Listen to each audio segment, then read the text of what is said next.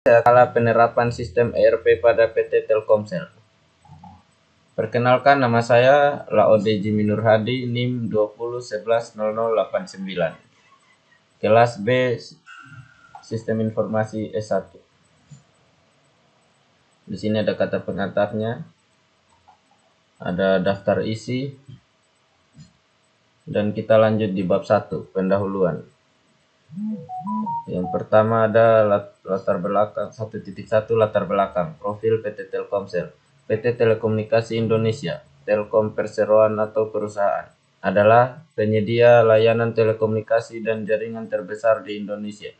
Pada awalnya dikenal sebagai sebuah badan usaha swasta penyedia layanan pos dan telegraf atau dengan nama Jawatan. PT Telkomsel merupakan anak perusahaan dari PT Telkom Indonesia dengan nilai saham sebesar 65% dan Singapura Telecom Singtel dengan nilai saham 35% yang berdiri pada tanggal 26 Mei tahun 1995.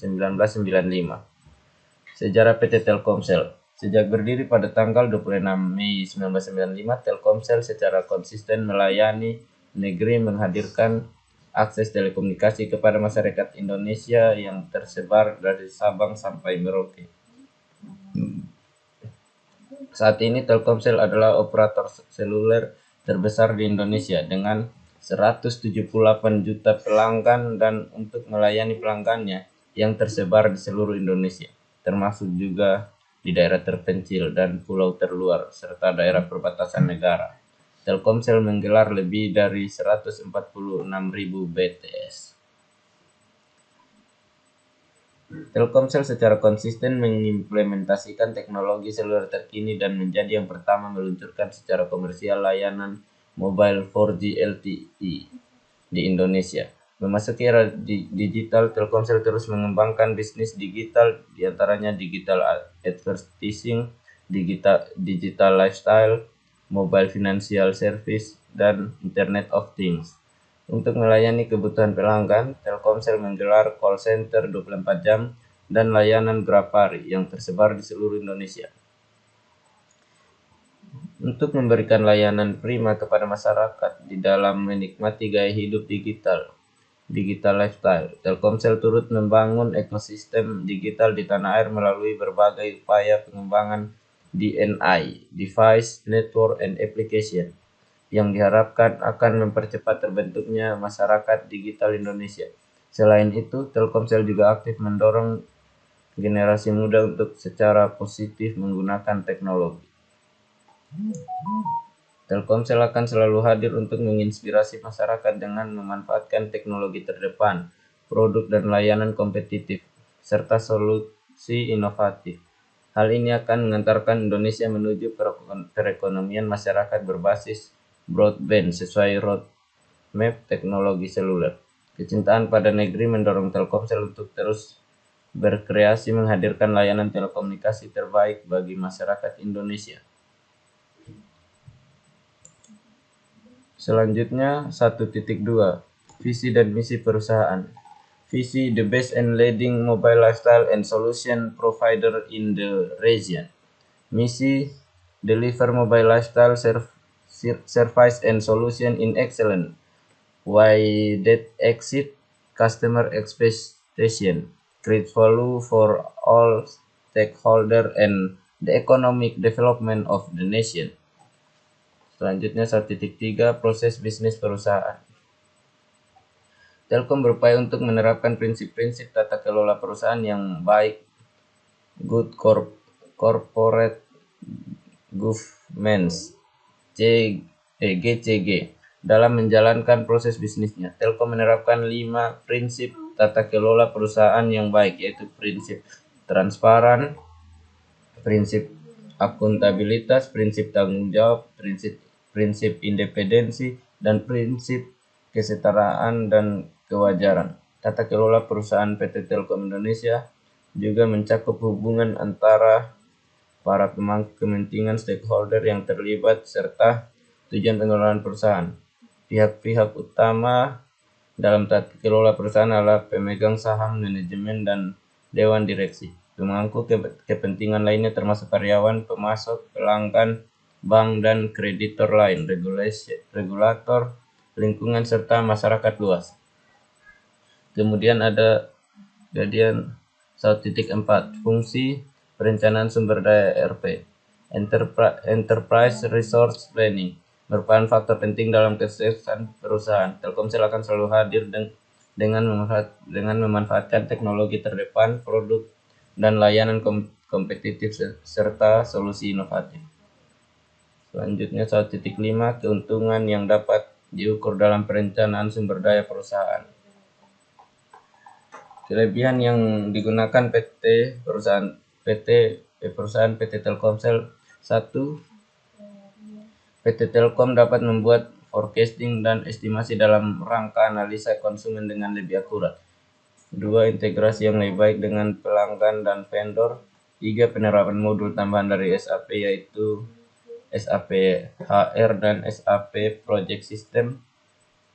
Telkom mampu membuat organisasi bisnisnya menjadi lebih efisien dan dapat mengurangi jumlah karyawannya yang di atas 3.500 menjadi 2.700 orang. 4. Untuk memeriksa keuangan atau profit bias lebih cepat. 5. Sistem sudah terintegrasi. 6. Untuk penyediaan bisa melihat data gudang dan penjualan. 7. Lebih mudah untuk pembuatan laporan. 8. Mempermudah proses audit. 9. Standarisasi proses operasi melalui implementasi best practice sehingga terjadi peningkatan produktivitas dan peningkatan kualitas produk. 10. Standarisasi data dan informasi melalui keseragaman laporan. Selanjutnya 1.6 kendala perencanaan sumber daya perusahaan ERP. Kelemahan ERP yang digunakan perusahaan PT Telkomsel. Yang pertama, 1. Proses belajar yang berbeda-beda dari tiap cabang menuntut dibentuknya tim pendampingnya khusus yang bertugas mendampingi cabang yang lambat perkembangannya. 2. Tenggang waktu untuk running sistem yang sangat pendek. 3. Masih banyak karyawan yang belum mengerti tentang ERP dalam pelaksanaannya. 4. Masih belum semua modul yang ada di ERP itu diterapkan dalam Telkom. Selanjutnya kita masuk bab 2, pembahasan. 2.1 Analisa sumber daya manusia. Ada beberapa strategi pengembangan kompetisi yang sering dilakukan oleh Telkom, yakni DNA strategi. Ini adalah pelatihan yang dilakukan guna menggali lebih banyak informasi terkait dengan berbagai macam produk yang ditawarkan Telkom Group, yang meliputi konten, aplikasi, network, dan device. 2. Accelerate strategi. Yang satu ini adalah pelatihan yang fokus pada akuisisi dan penetrasi dan dalam banyak hal terkait dengan peningkatan proses bisnis. Selanjutnya 3. Empower strategi, yakni jenis pengembangan kompetisi yang berhubungan dengan peningkatan penjualan, pemberdayaan manusia, serta saluran pengiriman.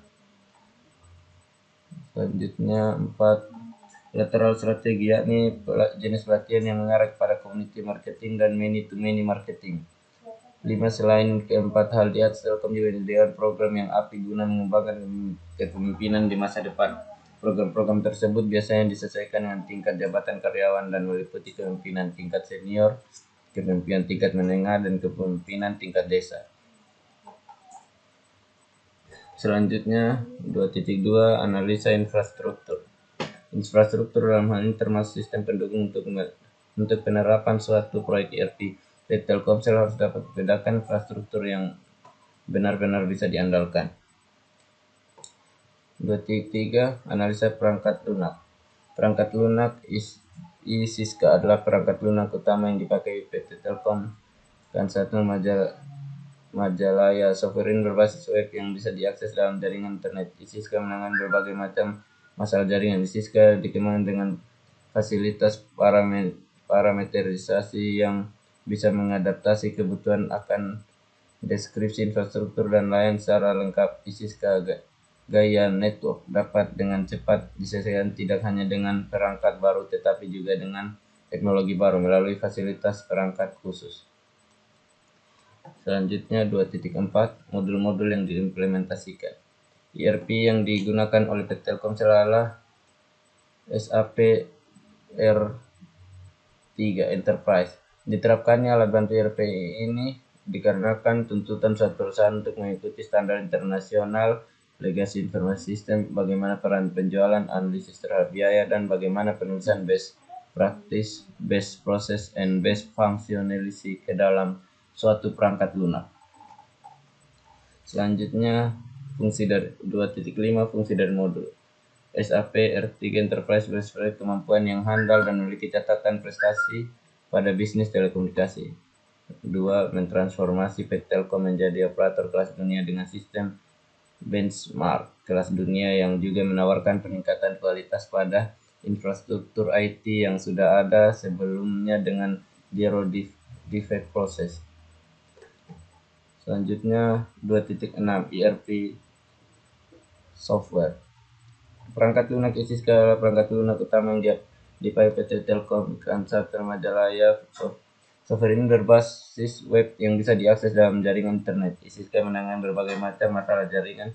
Isiska dikembangkan dengan fasilitas parameterisasi yang bisa mengadaptasi kebutuhan akan deskripsi infrastruktur dan layanan secara lengkap. Isiska Gaya Network dapat dengan cepat disesuaikan tidak hanya dengan perangkat baru, tetapi juga dengan teknologi baru melalui fasilitas perangkat khusus. Selanjutnya bab 3 penutup. 3.1 kesimpulan. PT Telkomsel adalah salah satu perusahaan yang sudah menerapkan ERP ke dalam fungsi bisnisnya. ERP yang digunakan oleh PT Telkomsel adalah SAP R3 Enterprise. ERP memberikan manfaat utama berupa sinkronisasi atau integrasi di dalam perusahaan. Integrasi memberikan peluang bagi perusahaan untuk lebih cepat dan efisien dalam menjalankan proses bisnisnya.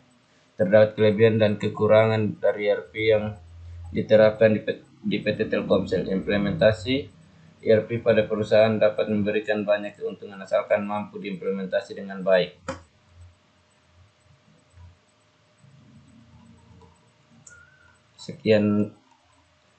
Sekian dari saya. Apabila ada kesalahan, mohon maaf. Terima kasih.